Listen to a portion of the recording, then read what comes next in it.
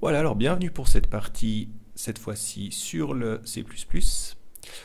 On va la faire en deux temps car ça risque d'être un peu plus long.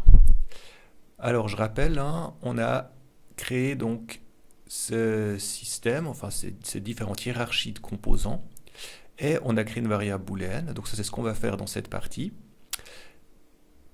Et la prochaine fois on verra toute la partie programmation. Alors je peux cliquer.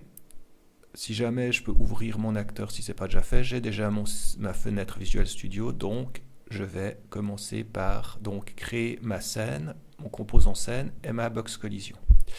Alors pour ce faire, je vais commencer par créer un composé du type scene component, donc c'est uScene component.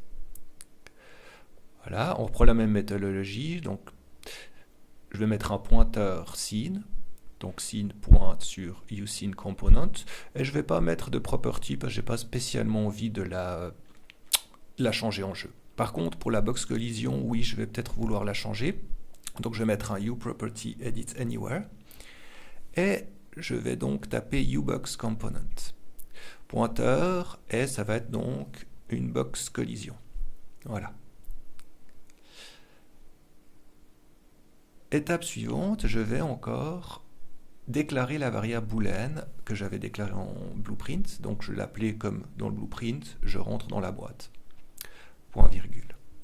Voilà, ça c'est tout ce que j'ai à faire dans la partie header files. Et maintenant, je vais dans la partie CPP.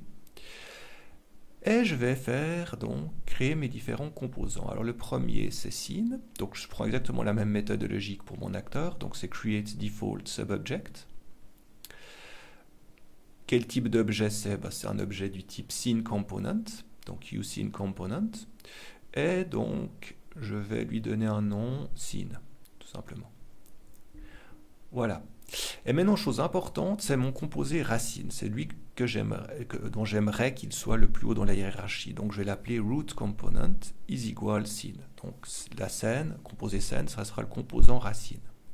Et maintenant, je dois attacher mon acteur à ce composant scène. Alors, comment est-ce que je vais procéder? Donc, mon acteur, opérateur flèche, je vais lui mettre une fonction qu'on appelle qui s'appelle setup attachment. Et entre parenthèses, je l'attache au root component. Voilà. Et dernière chose que j'ai à faire, ça va être de créer la box de collision. Alors, box collision égale à nouveau create default subobject. Quel type de composé c'est? C'est un composé du type uBox component. Et je vais l'appeler texte boîte de collision.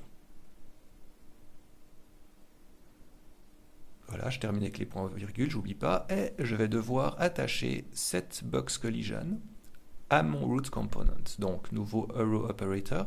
Alors si c'est surligné en rouge, il ne faut pas oublier d'aller inclure le component /box component.h.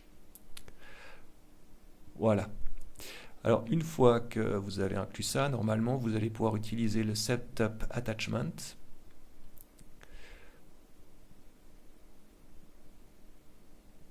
Alors parfois l'IntelliSense n'arrive pas à trouver les différentes choses, donc vous pouvez soit copier ce que vous avez en dessus ou l'écrire rapidement sans faire d'erreur. Point virgule. Voilà. Et dernière chose que je vais faire, c'est que je vais initialiser ma variable je rentre dans la boîte en faux. Au départ, en fait, la variable doit être faux. Je n'ai pas envie qu'il monte. Donc je vais mettre je rentre dans la boîte égale false. Voilà. Et on en a terminé. Alors maintenant, je reviens. Ah oui, je vais faire encore rapidement une petite chose. Donc on avait donné, c'est juste pour vous montrer que tout est programmable en C++, on avait donné une certaine grandeur à cette boîte. Donc la grandeur qui est indiquée, alors que je la retrouve, box extent, voilà. Donc c'est la boîte. Alors on tape box collision, opérateur flèche, et on va faire un set box extent entre parenthèses, et je vais devoir lui donner des valeurs. Donc je vais prendre 62.0f par exemple, j'aurais pu mettre 64, bon 62, ça ira très bien.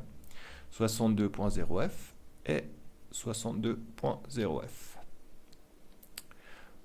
Voilà, point virgule. Et je crois que c'est tout bon. Je sauve. Et je reviens donc dans le fichier et je compile. Alors j'ai des erreurs de compilation, je vais aller dans le log et voir. Alors j'en ai plein.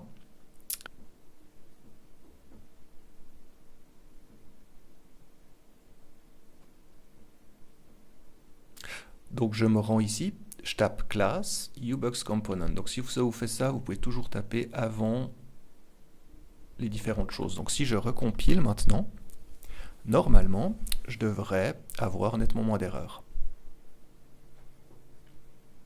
Peut-être même pas. Alors j'ai encore une erreur, je vais vite voir, show log. setBoxExtent ne prend pas 3 arguments.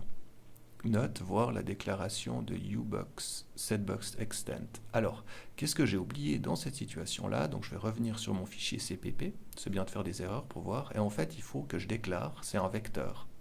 Donc c'est marqué fvector, inbox, extent. Alors je vais taper fvector, j'ouvre les parenthèses, et donc pour équilibrer les parenthèses, je ferme, je sauve, et je reviens compiler, en espérant que cette fois-ci c'est bon. Voilà, parfait, la compilation a fonctionné. Alors maintenant, dernière chose, je viens vérifier que j'ai bien mes 3 composants. Donc on voit le root component attaché, mon acteur et la box de collision. Voilà, on voit que la box de collision a 62 sur 62 sur 62 comme défini précédemment. Voilà. Alors, dans le prochain tutoriel, on va donc s'occuper de la programmation on component begin overlap and overlap et essayer de mettre à jour notre programme. A tout de suite.